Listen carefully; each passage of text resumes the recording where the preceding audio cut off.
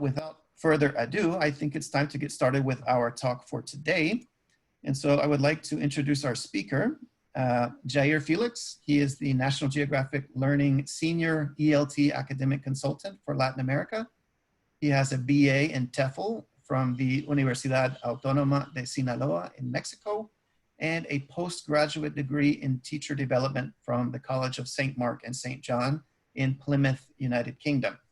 Jair has been involved in language teaching and teacher training for over 23 years, and he's conducted workshops on various topics such as lesson planning, discourse analysis for language teachers, action research, educational technologies, 21st century skills, and many other topics. Jair holds a diploma in teaching English for specific purposes and also the e-tutoring certificate from the British Council. He's a frequent presenter at ELT conferences throughout Latin America, and he presented last month in our own national conference for teachers of English in Costa Rica. So please welcome Jair Felix. Thank you very much. Thank you, Mark, for such warm welcoming. It is my pleasure to have the opportunity to interact with teachers from not only Costa Rica. I'm noticing teachers from practically all over the world, which is fantastic. I'm glad that Centro Cultural is helping us all keep in touch, connected, and keeps on fostering professional development the way you guys are doing. So thank you very much again for the invitation. It is my joy and my pleasure. I truly enjoy working in Costa Rica with Costa Rican teachers, but well, there's no way for me to be in Costa Rica right now. So at least I'm gonna be working with you through this amazing piece of technology. And that is exactly what we're gonna be talking about today. We're gonna be talking about this idea of this migration that we all were somehow forced to do, going from regular classroom settings into teaching English online. And so what we're going to be talking about is exactly that. But before we get into that, just very briefly, for those of you who I haven't just to interact with before, my name is Jair Felix, and I work for National Geographic Learning. And what I do for National Geographic Learning is something that it's what I've been doing for almost 16 years, and it's something I truly enjoy, and has to do with traveling around Latin America, talking to teachers, observing classes, visiting schools, analyzing curricula, and then putting projects for publications together. Projects that would cater for the findings that I collected and the information that I get to collect from my research, and also projects that would leverage the content, the powerful and rich content of National Geographic for English language teaching. So just before we jump into the main topic of today's session, let me just share a very brief video on what National Geographic Learning is all about. And we're gonna be making references to Nat Geo content throughout the session today to empower the practice of English language teaching online. So let's begin with this little video here. And someone's sharing the screen, and I'm going to stop that for a minute. So can you see my screen now? Yes, Jair. Fantastic. Great, great, great, great. So here it is. This is National Geographic Learning.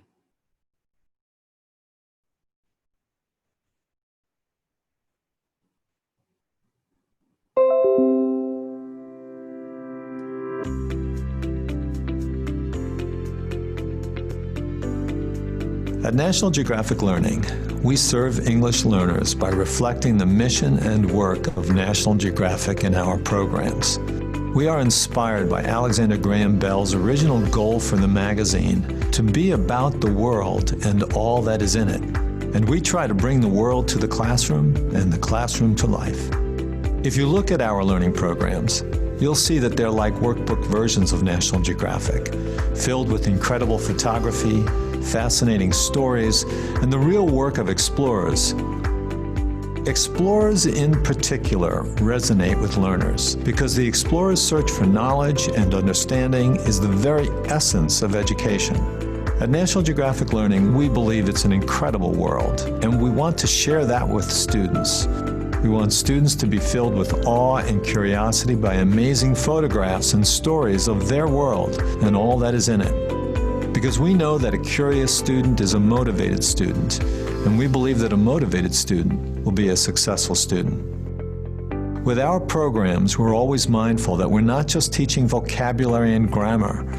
We're opening up the world to students who have otherwise not experienced it. Students in China, Vietnam, Brazil, Saudi Arabia, Eastern Europe, literally everywhere. We want to help these students experience their world and develop their voices. Besides having great National Geographic content, we also work with TED Talks, and we are TED's exclusive partner in English language education. TED Talks are the single most widely sourced videos for English learners, popular both because of the ideas in the talks and because of the natural English used by both native and non-native TED speakers.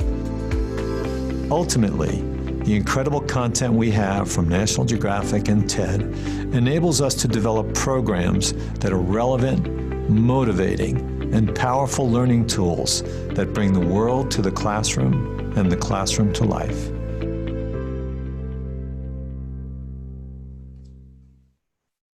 So this is National Geographic Learning, the organization that I proudly represent. And what we're going to be talking about today has a lot to do with the message that we heard on the video, but it also has to do with the new reality that we are all experiencing right now, teaching in times of the pandemic. So let me just then, oh, for some reason, PowerPoint's no longer working. So there it is. Very good. Great. So before we get into, talking about teaching through the screen, just for me to have a very clear idea on where you guys, or what sort of age range or sort of like grades you're teaching, would you mind answering this poll for me? It says, I teach very young learners, teenagers, young adults, and adults. And the only thing you need to do, if you have your smartphone with you, just simply open up your camera and scan this QR code that you see on the screen right now. Open up your camera and scan this QR code, and then a new page will pop up, and you can answer the poll from that specific page.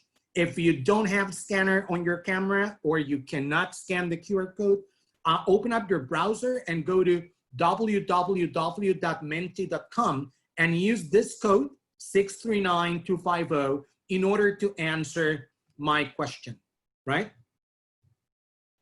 Fantastic. So thank you, Miriam. And I'll give you a couple of minutes for you to scan the code or go to menti.com and answer my my question, because it is really important for all of us to realize where we're coming from in terms of the age range or the educational grade that we teach.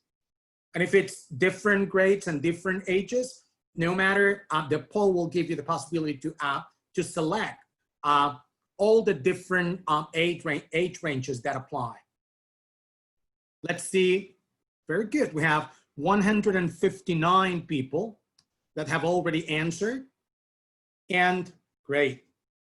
Among the 160 people that have answered, there's a majority of you who are teaching young adults and adults.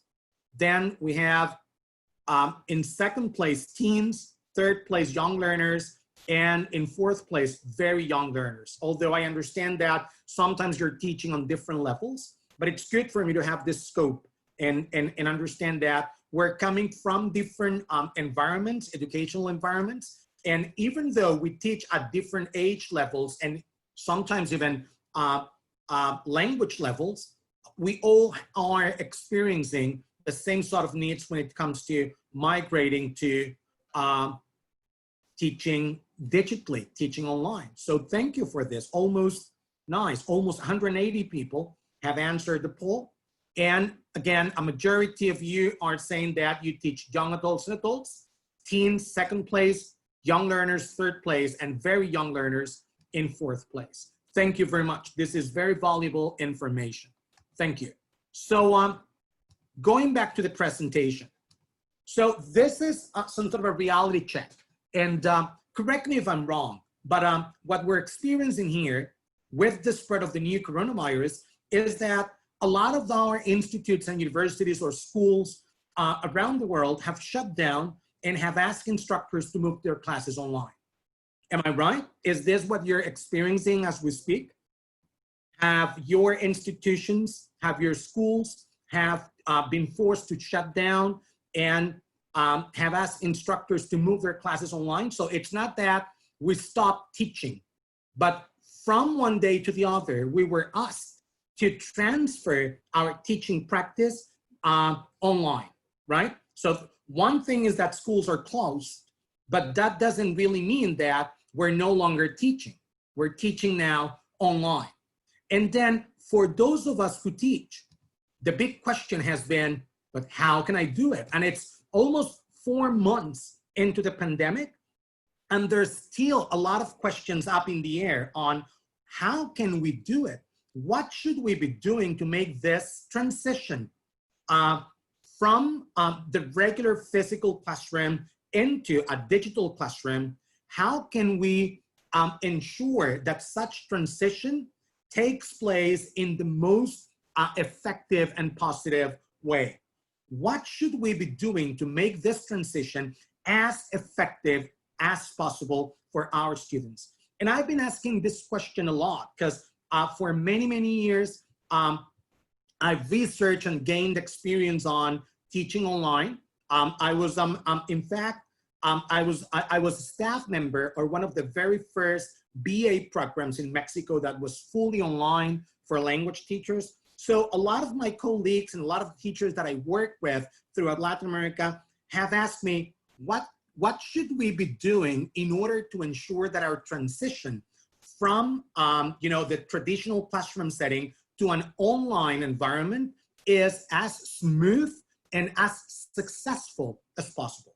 And yeah, of course, working hard and being positive and committed has a lot to do with it. But together with that, there's a set of things that we always have to keep in mind at the moment of designing and implementing online teaching practices. And so for that purpose, what I've decided to do and what I've shared with a lot of my colleagues all over Latin America is a set of tips that I've summarized for you and for the sake of this practice today into 5 key ideas that we should all keep in mind at the moment of designing and then implementing online teaching programs for language practice. And so what I'm gonna do right now is I'm gonna share with you those 5 tips. At the end of the session, you're gonna get a link for a handout. And in that handout, you're gonna have this list of tips together. And also you're gonna get some web addresses and URLs in order to gather information of all of the things that we're gonna be sharing today. So without any further ado, let me just jump into those 5 tips for ensuring success in online teaching. And again, remember this set of tips come not only from bibliographical research, but most of them come from my own experience teaching online for a number of years. So the first tip has to do with going back to basics, but in a reloaded way, if you know what I mean. It has to do with the need for creating a blueprint of your e-learning strategy. It has to do with the need for having a map, a lesson plan that goes beyond the traditional set of lesson planning that we always have for our regular classroom-based teaching. This blueprint, again, exceeds the idea of having just a regular lesson plan, because what we're talking about here is having the possibility of, in a very strategic way, create our teaching and learning path. And the thing is that if you don't have a plan to go by, you might end up creating a course that it's of no use to learners, or worse, your amazingly informative and beautiful looking course might fail to engage learners because they think it's a waste of time.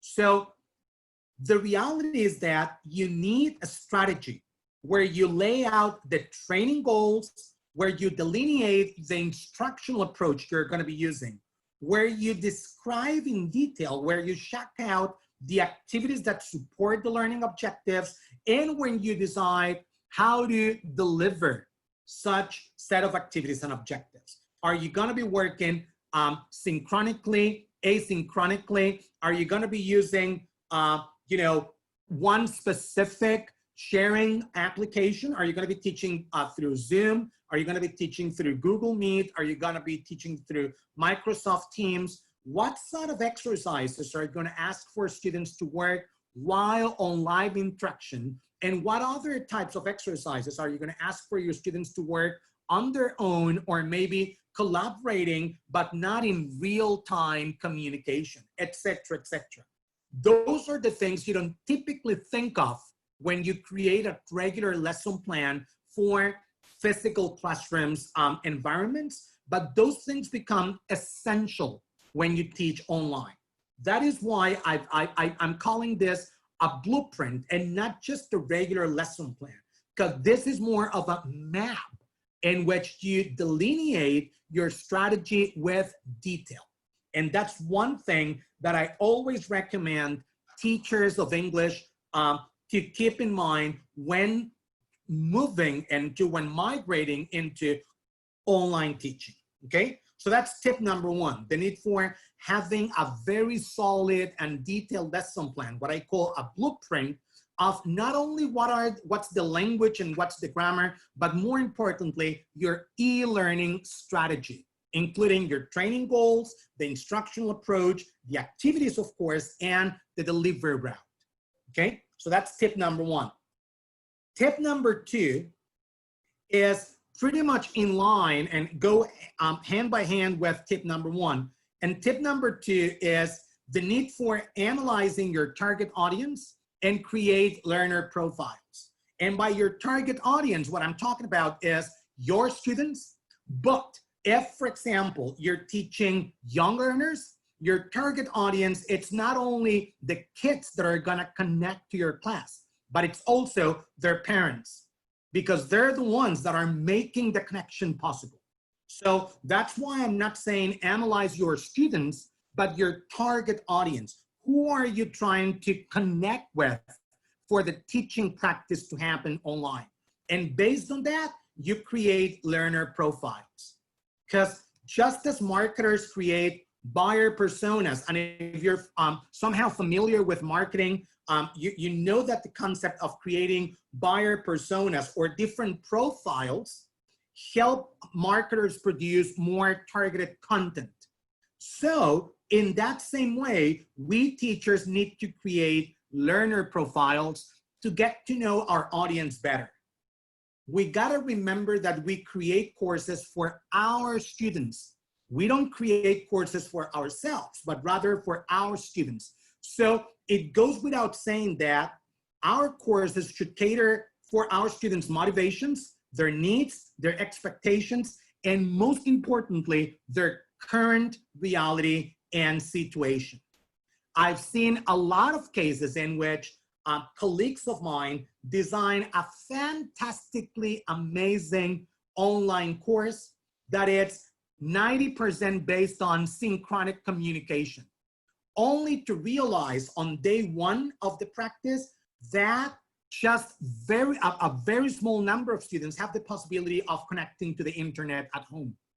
So the whole set of activities and the whole experience that the teacher has planned cannot be put into practice simply because the need for internet was never considered important in the planning. Why? Because that teacher never took the time to analyze the target audience. We gotta remember that in this times of pandemia that we're all going through, it is of extreme importance that we take our time to analyze the situation that not just us, but our students and their families are going through. And then based on that knowledge, we get to decide what sort of activities, what kind of interaction, what sort of tasks and homework, if you may, or projects students are gonna do. How much of my class it's gonna be delivered synchronically, how much is gonna be delivered asynchronically, in order to accommodate to our students' situation and reality. Remember that creating those learning profiles or those learner profiles will help you deliver a targeted message that resonates with your learners, that inspires them, and that fulfill their learning goals and their learning needs most effectively. Okay, so that's tip number one. Tip number two, creating learner profiles. And those learner profiles are pretty much the initial step of the blueprint that we talked about in tip number one. So that's why one goes together with the other. You create those learner profiles, and based on this learner profile, you devise your blueprint. Okay, am I being clear? So far, so good? You promise? Cross your heart? Fantastic, very good. If at any point you have a question or a comment, you can start using the chat for that, although we're gonna try and have a round of questions at the end of the session today, okay? But in the meantime, you can start feeding the chat with your questions and your comments. Fantastic, very good. So tip number three. Tip number one, the blueprint. Tip number two, creating learner profiles. Tip number three, repurpose. Yes, we need to create new content, but at the same time, we need to take a look at what we have around us in order to, repurpose this set of materials that we've already have and that we had created. Look around your content repository. Take a look around the handouts, the activities, the lesson plans, the books that you have at home before you rush to create a new course or new content. Think and consider that you may already have what you need hidden among the mountains of books, handouts, presentations, and video tutorials you have created over the years. Consider that it might be the case that you just need to tweak a little here and scrape a little there to create the learning materials, to create the learning content and activities at a fraction of the effort needed to build a course from scratch. Remember, you're not being asked to change the content of your course. What you need to adapt is the delivery of such course. And from that adaptation of delivery, of course, you need to decide which activities are gonna be possible to use on synchronic or asynchronic basis. But I decided to include this tip because many times my friends and colleagues go crazy and they tell you to bang their hand on the wall, trying or believing that since they've migrated online, they have the obligation of creating everything from scratch. And they go crazy looking for online materials, and they use hundreds of YouTube tutorials, etc., where in reality, it might be the case, and it's most likely that all you needed was already around you. It's just a matter of analyzing your content repository, right? Very good. Virginia says, how can we make sure our students are learning since they hardly connect online? That has to do with the outcome that you look for. And you gotta make sure that as part of that blueprint that you design, you make an emphasis on the output, not just on the input, not just on what you present to them, but rather what you're gonna be demanding from students as an evidence of learning, right? And we're gonna be talking about that in a minute. Absolutely. Okay. Tip number 4. It's all about alignment.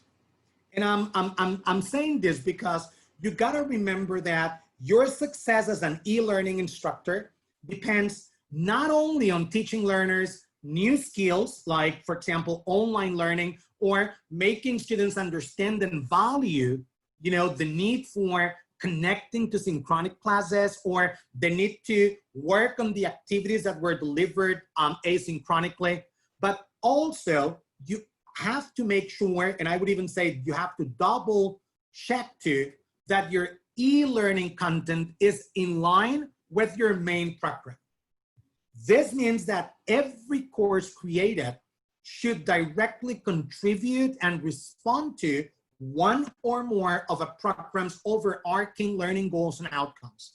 And I'm telling you this again based on experience. What I've seen lately is that teachers get so much into the hype of online teaching, and they get access to the ocean of possibilities online. For example, let's say you're teaching a grammatical structure, and then instead of taking a look at what you have around you, you go crazy and you look on, you know, YouTube tutorials and grammar pages online, and you end up, you know, creating an array of resources that very rarely go straight to the point of the key target language or key grammatical objective or key communicative purpose that you originally had as part of your program.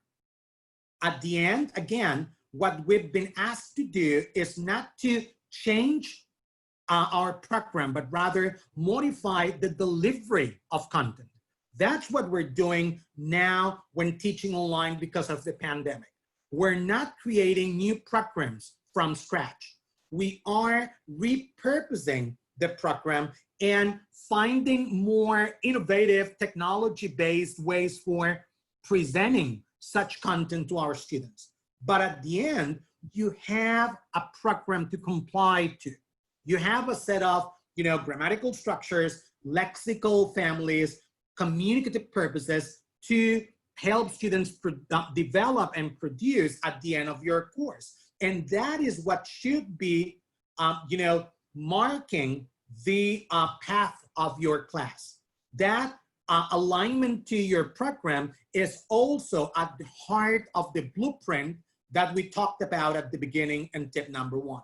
So yeah, you gotta look around. You gotta repurpose. At some point, you're gonna be creating new content. You're gonna be repurposing also content, legacy content that you had. But at the same time, you gotta make sure that all of the things that you integrate into your online teaching experience, it's aligned to an overarching set of learning goals and outcomes. In other words, to your program, okay? And that's something that we always need to keep in mind. And that is tip number 4. Last but not least, tip number 5, make the most of visuals in e-learning. When teaching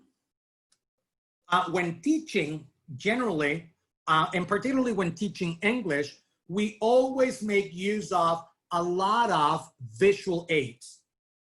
English language teachers typically use, you know, posters and flashcards and realia, and we typically use such visual input in order to enhance the practice and enrich the presentation, sometimes of vocabulary or grammatical structures, and we also use them for aiding the output of students, the production of language from students. When teaching online, you also have a great opportunity for making the most of visuals, right? Remember that human beings are visual creatures. We learn from an image. We learn more actually from an image than from a chunk of text. And also you've got to remember that learning online by means of reading a screen full of words and letters, it is for most of our students unbearable, right? Absolutely. For young learners, you need to be creative and use a lot of visual aids, but not only for young learners. You got to remember that even if you're teaching, let's say, college level students and adults, they're most than likely millennials anyways. So they have that visual chip inserted in their brains. Remember that visuals help make sense out of the content and then direct attention, increasing the possibilities that the learners will enjoy the practice and then remember in a more vivid way, right? So that is something that you gotta keep in mind at the moment of teaching online. It's not only the grammar, it's not only the vocabulary, it's not only the communication practice, but it's also the way you present it. And more than ideally, what you need to do is use visuals in order to capture your students' attention and promote learning and communication further. And I'm going to be sharing some websites for you. Some of you are asking about ideas for preschoolers and young learners. I'm going to be sharing a few tips with you in a minute. Also, some URLs and websites that you can visit for this matter. Okay, so tip number one: create a blueprint of your e-teaching strategy. Tip number two: analyze your target audience and create learners' profiles. Tip number three: repurpose. Create new content and old content. Tip number four: it's all about alignment. Make sure that every piece of content that you introduce or that you include actually on your blueprint contribute and respond to your program's learning goals and outcomes. And tip number five: make the most of visuals in e-learning. Those are my 5 e-teaching tips that I put together to share with you today. Now, with this in mind, and considering all these aspects that we have discussed already, let's just then talk about what are the pros, if you may, of this migration, sudden migration that we've taken into online teaching and learning. What's the bright side out of this craziness that we're all experiencing, and in spite of the feardom and the uncertainty of the reality we're living in right now? Is there any bright side or any positive side out of it?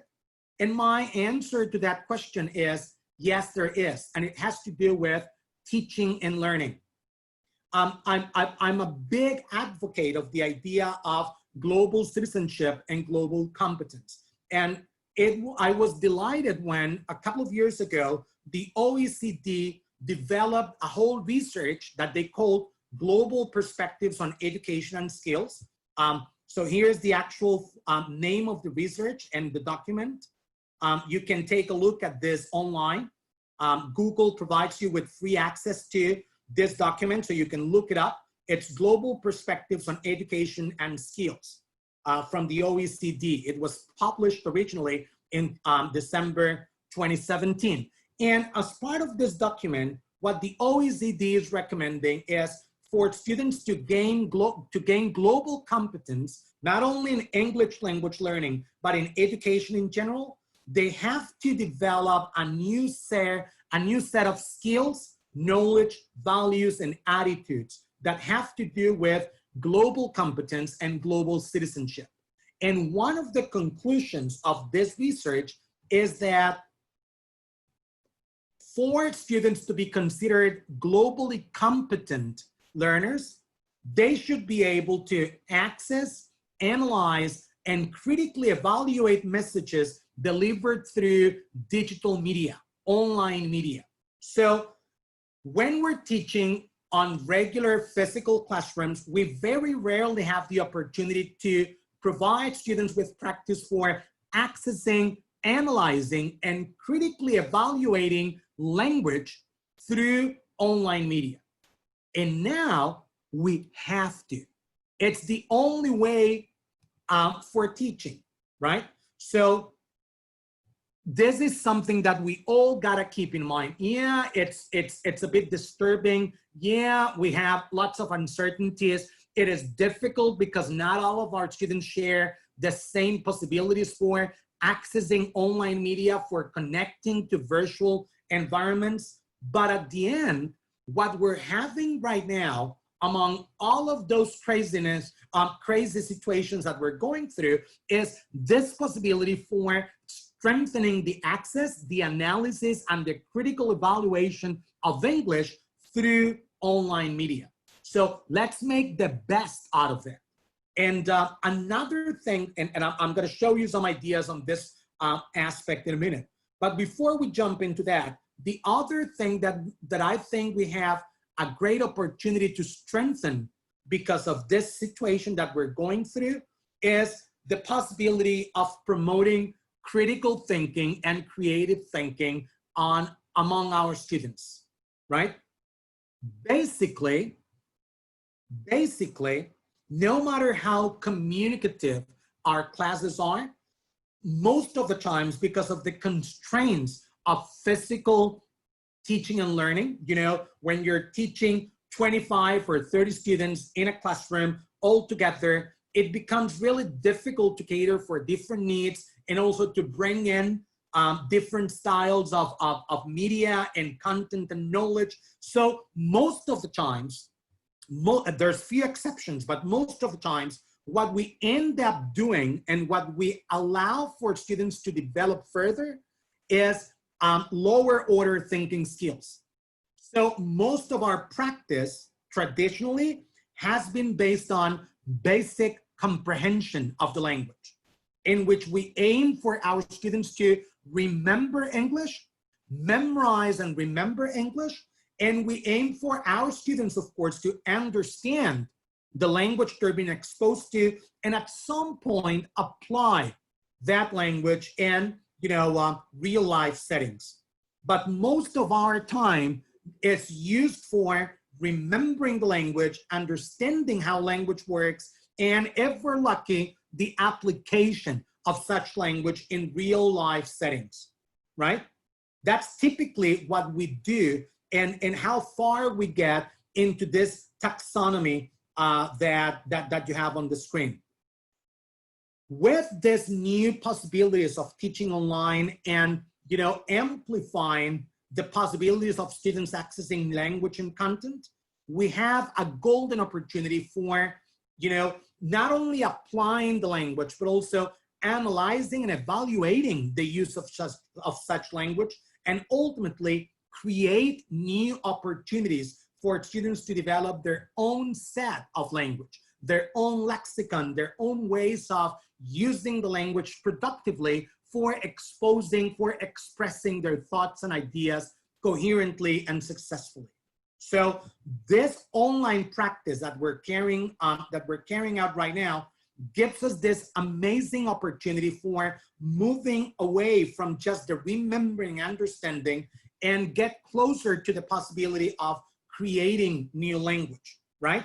I'm not saying that basic comprehension skills are unnecessary. In fact, you cannot aim to get to critical and creative thinking without basic comprehension of the language. So this is important. Understanding, remembering English, understanding English is important as it serves as the foundation for further development of higher order thinking skills. For our students to apply the language, analyze it, evaluating, and ultimately creating their own set of language, they first need to have basic comprehension heavily founded, right?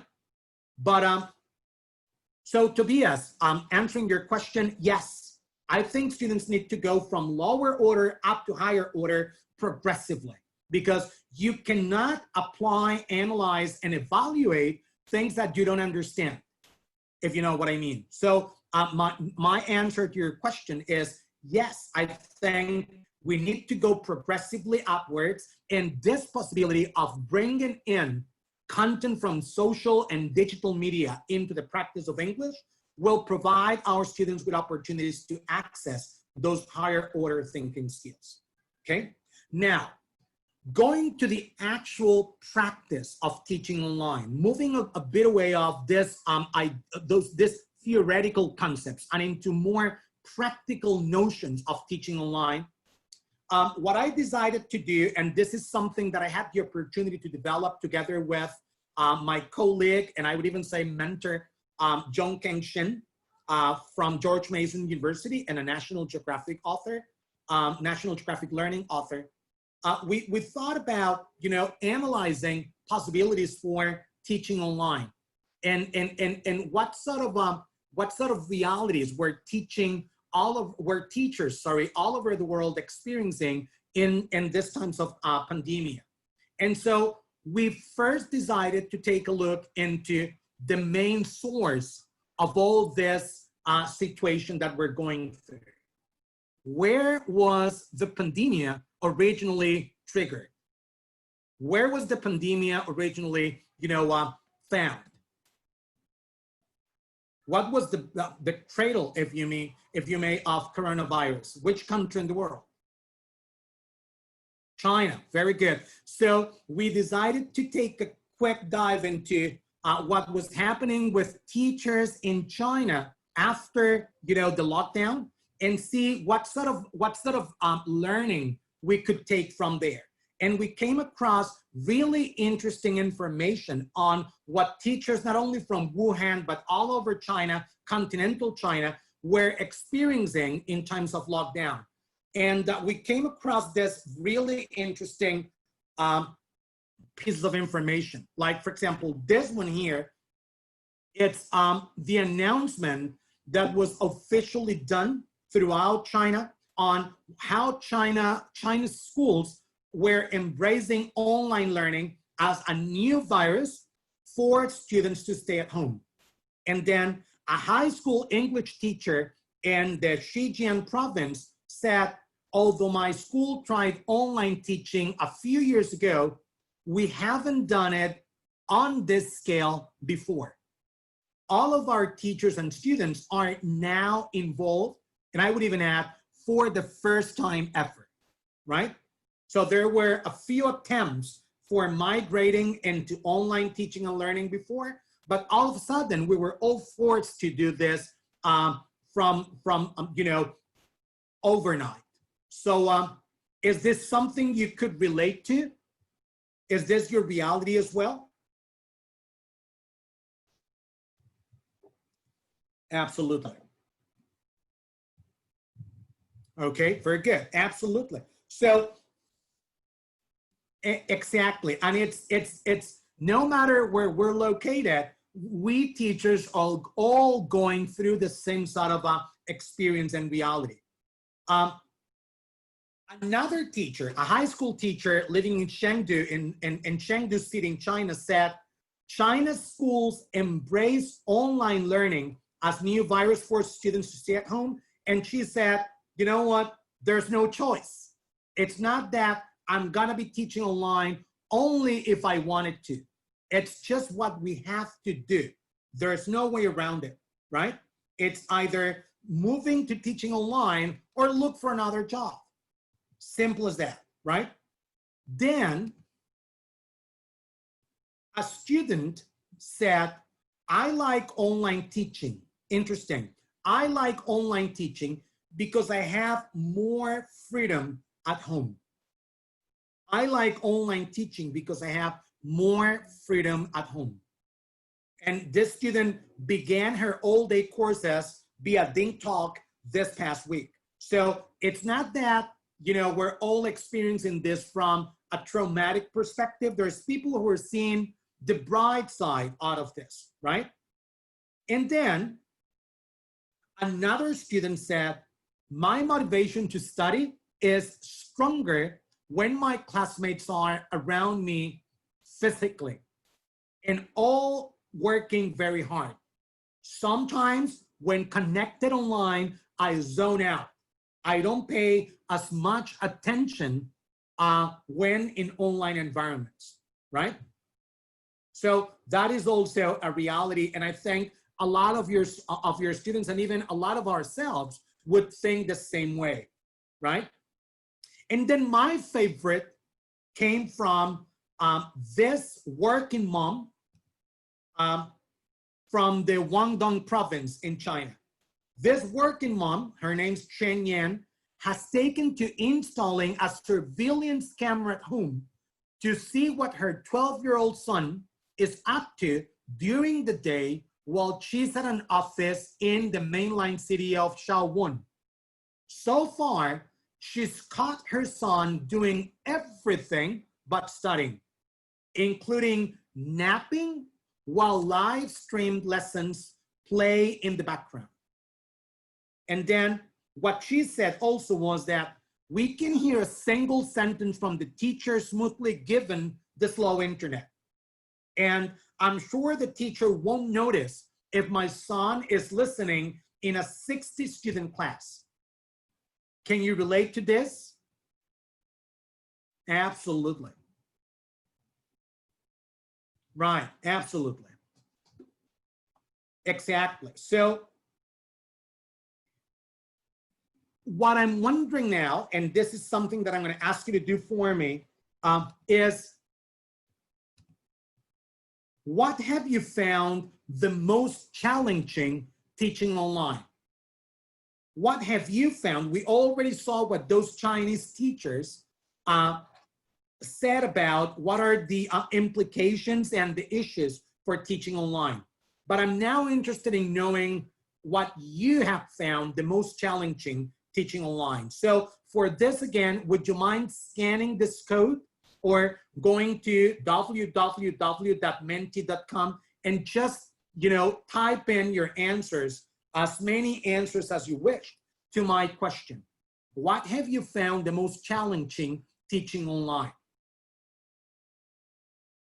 I'll give you a couple of minutes for you to scan the code or go to menti.com and use this code. It's 946621, so that you can tell me and you can share with the rest of the audience here today the things that you found the most challenging teaching online. What has made you scratch your head the most on this transition from regular classroom settings instruction into online teaching? I'll give you a couple of minutes for you to go to Menti and give me your answers.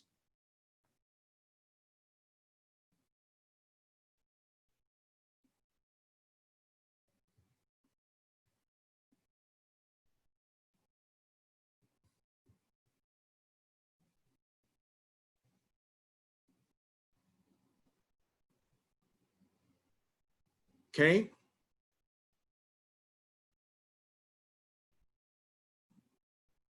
Very good.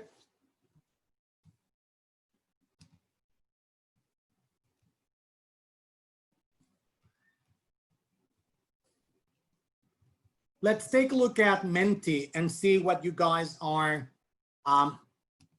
commenting in terms of the things that you found the most challenging teaching online. Let's take a look.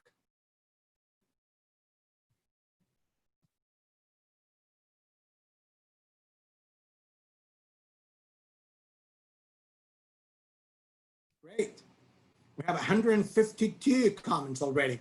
Okay, so it is connecting, humanizing virtual classes and make students commit. Very good. Keep attention from your students, keeping students engaged, making my students prepare for the class, controlling my students, keep students' motivation. Lack of parent support, especially when it is vital as it is with young learners. Internet access, speaking, try new digital tools, technology in rural areas. Very good.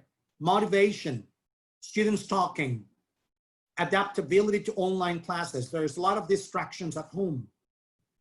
Internet access, again, keeping students engaged and motivated. Time management. Spending a lot of hours planning my online classes, keeping students' attention. The way to teach content, time. It's a little difficult at first because you have to spend the whole day in front of the computer. We have to adapt physically as well. I'm with you on that one, absolutely. Rapport, engagement, gamification, sharing, very good. Managing your time, engaging all students, lovely. Students' progress, getting the hang of technology. Thank you for such insightful ideas and comments, you guys. I'm gonna be using all of this info in order to enrich my research on the needs of teachers for online teaching and learning. Fantastic. Human interaction, absolutely. To have students motivated, great. Connecting with students, keeping students' attention. Engagement, involvement, motivation. So what's interesting is that most of you are mentioning soft skills, motivation, engagement, attention, commitment, etc., etc. And very few of you are mentioning things like, you know, internet Wi-Fi or any other technical difficulty. There's a few, but what's really interesting is that, right? What's really interesting is that a lot of you are either talking about soft skills or teaching methodologies or pedagogical traits, like how can I make my students, or how can I assess speaking, for example, or how can I make sure that my students are, you know, how can I give feedback to my students and things like that, which have to do with pedagogical traits. Interesting, very good. I can relate a little to all of those answers. Absolutely, Mario Alberto. And I think all of us do. All of us go through the same. Very good. So thanks for sharing your your thoughts, your ideas, your constraints. What have you found the most challenging teaching online? Well, one thing that we gotta always keep in mind is the set of tips that I shared with you before. You always have to have very clear what's your aim, what's your purpose, what's your goal. Deliver or devise that blueprint and then deliver that content accordingly. Because otherwise, when using technology for teaching, you might end up like this guy on this video. Let's take a look. So Dad, I've been meaning to ask you, how's it going with that new iPad we got you for your birthday? Good. Yeah, the app's working okay? Apps? What apps are you talking about?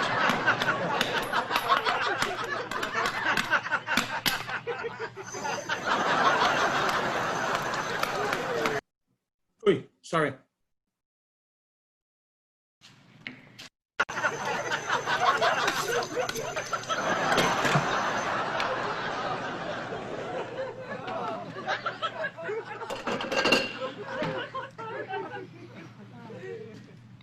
What? So, of course, we don't want for our teaching practice online to go through that same process. We really want to make sure that all we do has a solid purpose and that we all understand what we're talking about. For that, let me introduce you to an approach for analyzing what we do and deciding how to teach online successfully. And we call this the pick-rat approach. The pick-rat approach. And I have it on the chat right now. So if you're familiar with this, it says pick-rat, the pick-rat approach.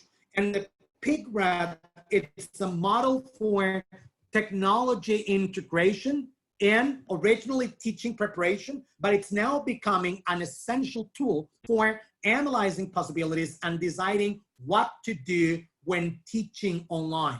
This pick-rat approach.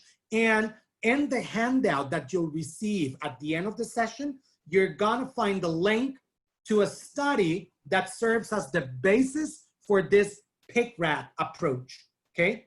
And the pick-rat approach, even though it's it's P-I-C-R-A-T. Let's begin with the 3 last letters of the word. Let's begin with the rat, okay?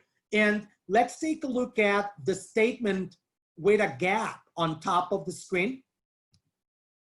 The statement with a gap on top of the screen that says, teachers' use of tech, teachers' use of technology when you have migrated from regular classroom teaching to online teaching in traditional practice. In other words, what is it that you do with the content, with the activities, with the materials you use, with your teaching methodology, now that you have migrated from traditional classroom settings to online teaching?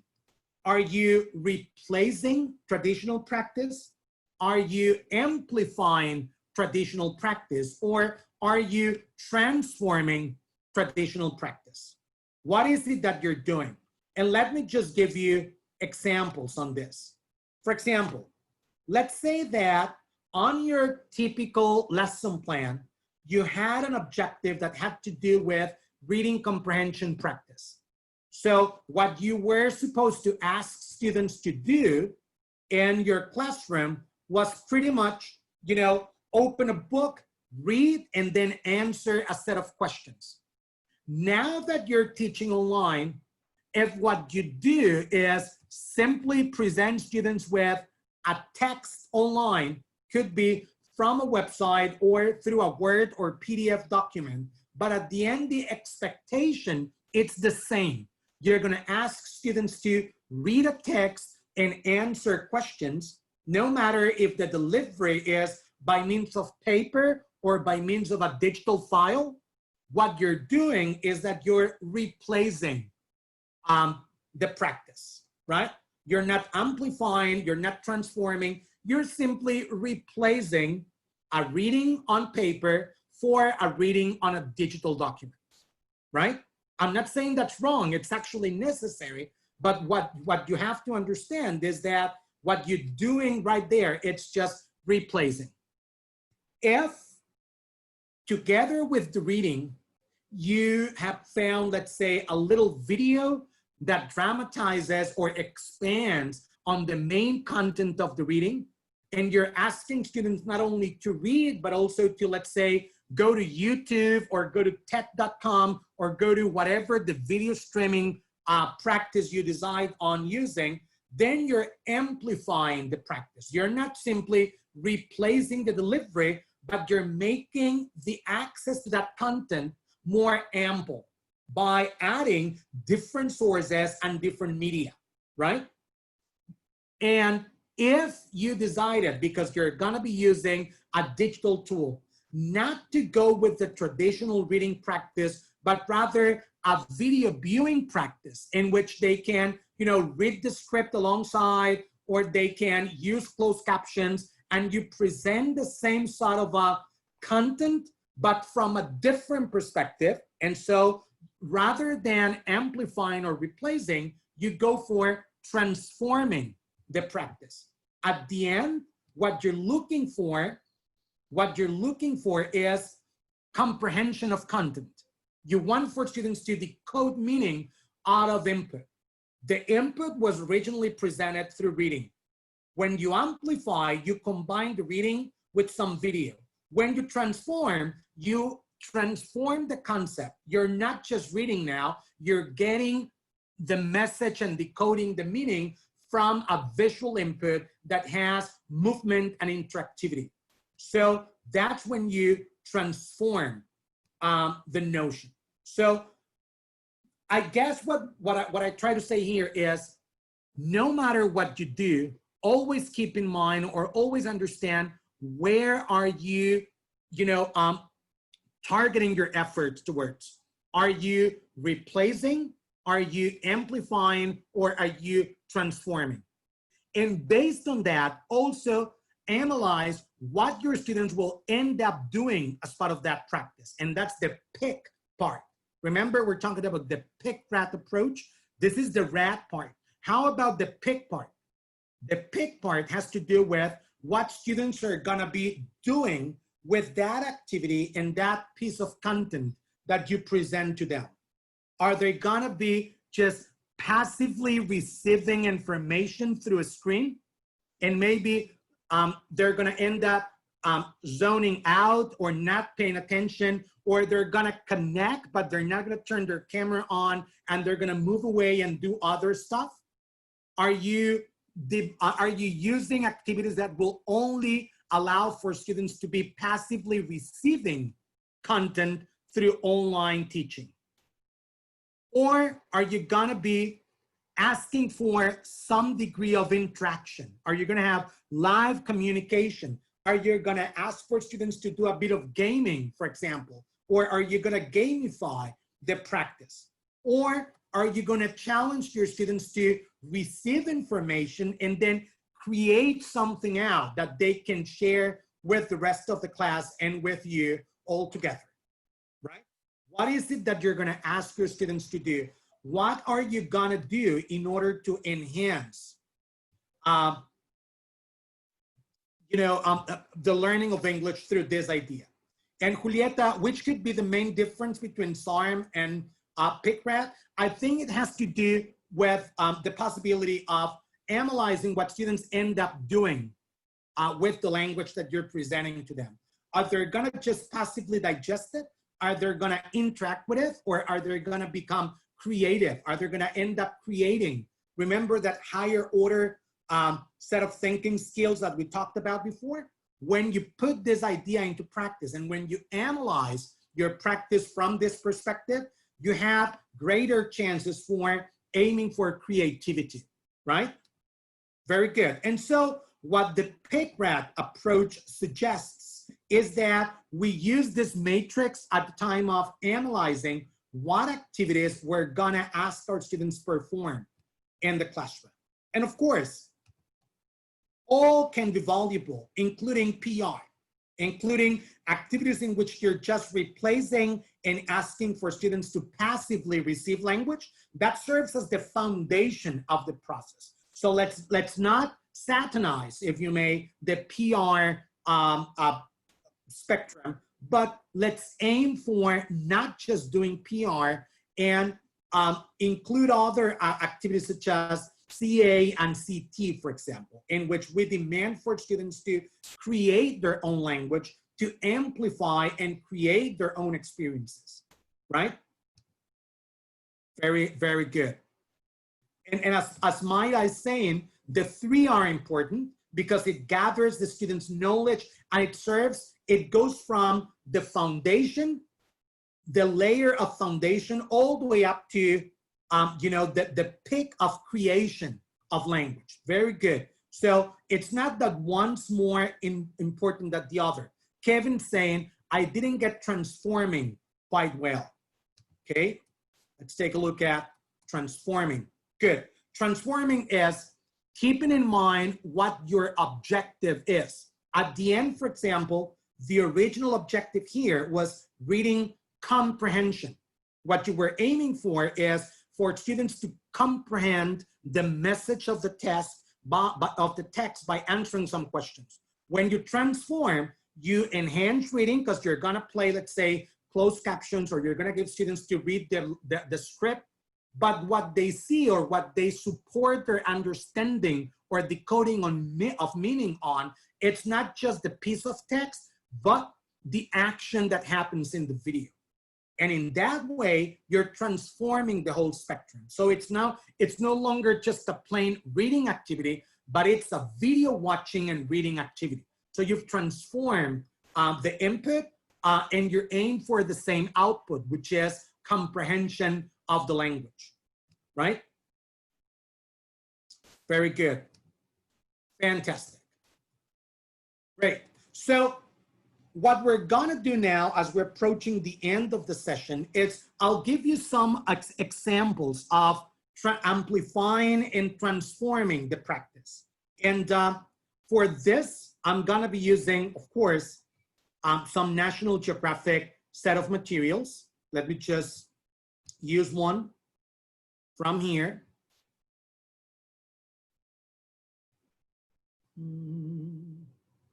Okay. So let's say, for example, that you are teaching a class online and you're using a text. You're using a student book, no matter which student book it is, you have a text, right? So let's say, for example, that you're going to be teaching a unit about jobs around the world. And you have a lesson here. And in your book, what you have is this practice in which you're going to have your students learn vocabulary, right? You have your students learn vocabulary, you practice the vocabulary. There's audio, so you play the audio for your students. 1. So, Oscar is a teacher. 2. Yoon is an artist. so if you only did this, you're pretty much replacing, because what you're doing is what was originally planned for students to do on their books in the classroom, now you're presenting that through a screen, right? Simply, you're replacing. Now, if you decided to amplify this practice, let's say that together with this, you allow for students to, let's say, watch a video on this. And you do very quickly for amplifying here. Okay, and I'm gonna go to YouTube here, and I'm doing this live. So I'm gonna go to YouTube. Vocabulary practice jobs. Okay, simple as that. And I found this video, and of course, I've watched this video beforehand, and I know this is exactly what I need. So what I'll do, don't mind. Good grammar and spelling are important, but if you want to write essays that inspire, I'll be here, and I'm gonna paste over here. Okay, simply by copying and pasting, I'm gonna click on done, and I'm gonna click on save. So next time I teach this practice, next time I present this to my students, this same practice, what I'm gonna do now, together with the teaching of what's in the book, which would be simply replacing, is click here. And just like this, I'm gonna go to that URL, I'm gonna hyperlink it. Okay, let me just then create it so you can see it in action. I'm gonna save it here. And I'm gonna save it here, very good. Save one. Beautiful. So next time I'm in class, I'm going to be teaching this. And once I'm done with what I replaced of the practice, I can amplify it by simply asking my students to take a look at this video. See my point here? For some reason, I guess I copied it wrong, and when I delete it, but you get the idea, right? Just do it again. Oh, it's right here. So I can jump from the actual teaching of replacing into amplifying by means of simply hyperlinking it.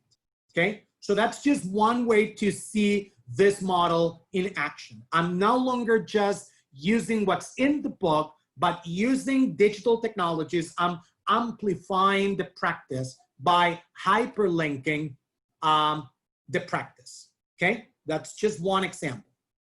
Another possibility would be using, in order to expand, in order to amplify and demand for students activity and not just passively receive input, you can use content that's already online at your fingertips. And for that, let me just show you the Nat Geo website. National Geographic has a free of charge website that's not originally created for English language teaching. It's the main National Geographic website, but it has a searching functionality that works wonders when you try to amplify or transform your practice. So let's say, for example, you're teaching a unit on means of transport. So you go to the National Geographic website, you click on the search button, transport. And you get an array of video and documentation, articles, photography, TV shows on that particular topic, right? So I can open this up and I can watch a video and I can take a look at a reading and I can expand and transform the practice, of course, depending on what level my students are, located in.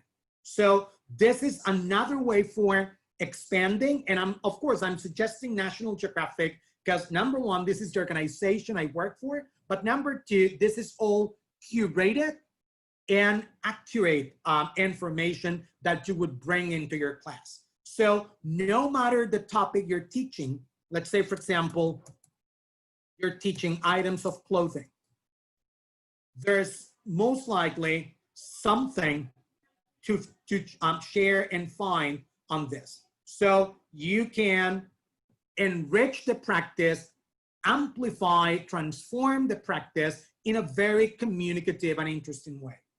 That's another suggestion I have for you in order to add variety and amplify your practice. Another possibility for using technology in order to transform and demand creation from your students is by means of this app. If you were at the teachers conference a few weeks ago, my friend John Kenshin suggested Chatterpix. If you were not there, don't worry, I'll have a quick demo.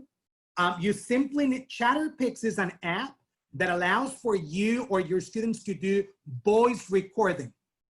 And so the only thing you need to do is to go to, the App Store or the Play Store and download Chatterpix at no cost and just install it on your phone. I'm gonna show you right now. So I've installed this on my phone. It's right here. Here's Chatterpix, right? And so what I'm gonna do is I'm gonna create a dialogue, or I'm gonna produce some language on my own using Chatterpix. I can select images from the bank of images that's in the app, or I can decide to use whatever the image I want.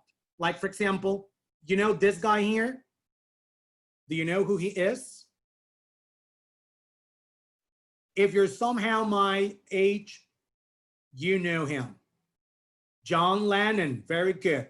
So let's say, for example, that I'm teaching a unit on greetings and introductions, but my students feel a bit, afraid of opening up their camera and doing live interaction because they don't feel secure of their level of English or their pronunciation, or they're self-conscious on what they might do wrong in the practice. So rather than forcing them to open up a camera, let's use Chatterpix. And so this is what I'll do. I'm gonna use John Lennon. I'm gonna draw a line over his mouth, and then I'm gonna record the message. Okay. Hello, my name is John. I'm from England, but I live in New York.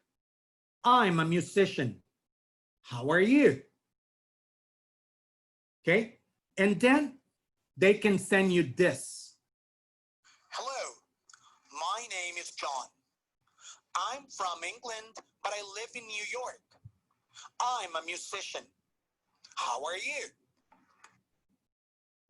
Oh, if you can't see, that's maybe because you don't have my camera screen on your screen.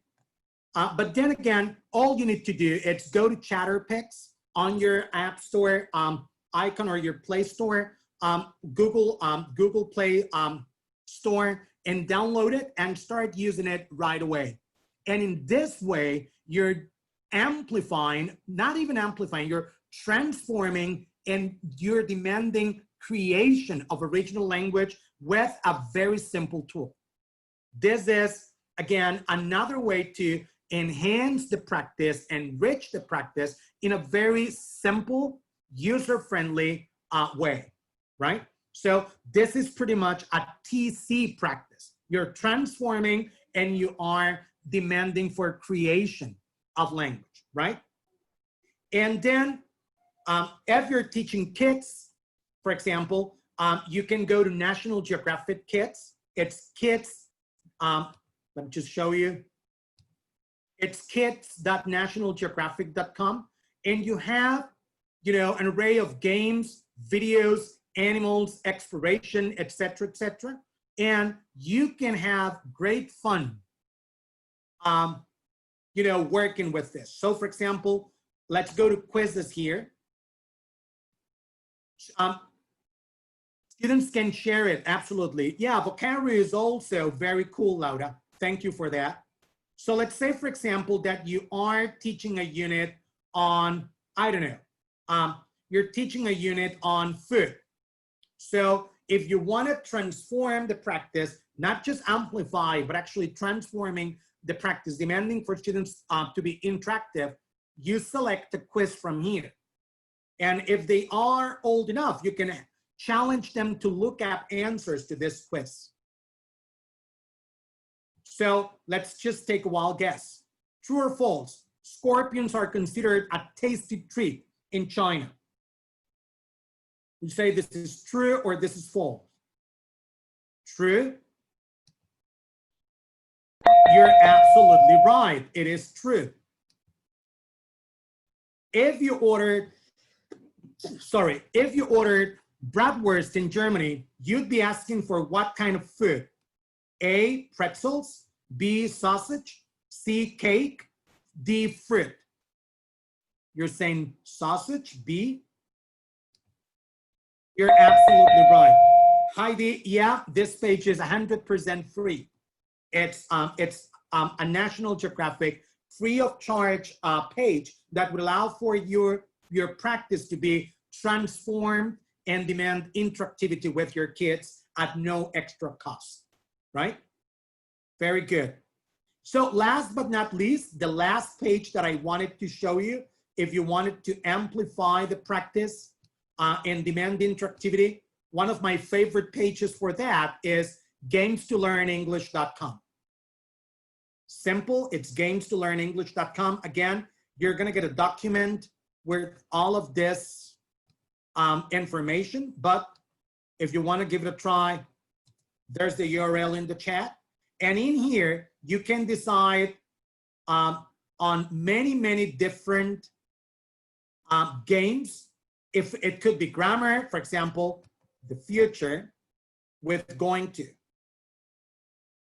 And you have games to play. Why is it that I'm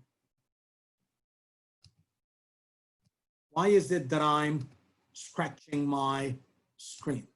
Anyways, so here we go. So you play a game. Next week, she is going to have her photo taken. And so next week, we're good. And you play a game with your students. Her photo taken, nope. Sometimes the games are a bit tricky, but the idea is that you have fun working with your students on this. And you can ask them to do this on their own, or you can play some vocab games. For example, let's say you're teaching jobs. Dishwasher. Very good. And Scientist. Scientist. Very good. Firefighter. Firefighter. Teacher. Graphic designer. What if you got one wrong? Ooh, you're losing opportunities. Great. Musician. Etc., etc. Baker. So again, this is all free of charge items of content that you can actually use in order to practice the language further at no cost, replacing at some points, but most importantly, transforming the practice of English for online environments. Okay? So having said that, I think that was the last website that I wanted to share with you today. Yes, it is. So we have a few minutes left. I think we have around 10 minutes left. You have the contact information on my contact information on your screen. So whatever you need, just drop me a line. And what we're doing now is we're gonna open up the floor for whatever questions or comments you would like to make. And for that, let me open up the chat again. Fantastic. Are there any questions or any specific content from the presentation that you would need clarification or revisit of? Well, Jair, I know everybody was asking a lot in the chat a few minutes ago if they could get copies of your slides. Is that something that we could make available for them? So if, by all means. We'll coordinate so that Jair shares his slides with us and we make sure that we share them with you when we send you your certificates. Great, fantastic. So what I'll do, Mark, I'll send you a link for you to download the presentation from Dropbox, or you can send that link together with the certificate to everyone in the audience so they can download the presentation on their own. Okay. We do have a question from, the chat is moving so fast, from Veronica Roberts, asking if there are any apps that you might suggest for helping students develop speaking skills. There's a few, but to be honest with you, I haven't been, apart from Shutterpix and the ones that were mentioned already in the chat, I don't feel like I could endorse any of those apart from the ones that I've mentioned. But what I'll do, again, I'll take a quick look at some of the latest app developments that producers are releasing as we speak. And if I found something that it's worth taking a look at, I'll include that on the communication, on the actual email that I send you with the link, Mark. How's that? That sounds great. Great. Jair, I think we're getting to that time. So I would love just to take an opportunity to say thank you again. You always come through with excellent ideas and great presentations, and we appreciate your willingness to always share your time with us. So let's give Jair a warm virtual applause, everybody. So if you have your camera open, go ahead and take a look at that. So thank you so much for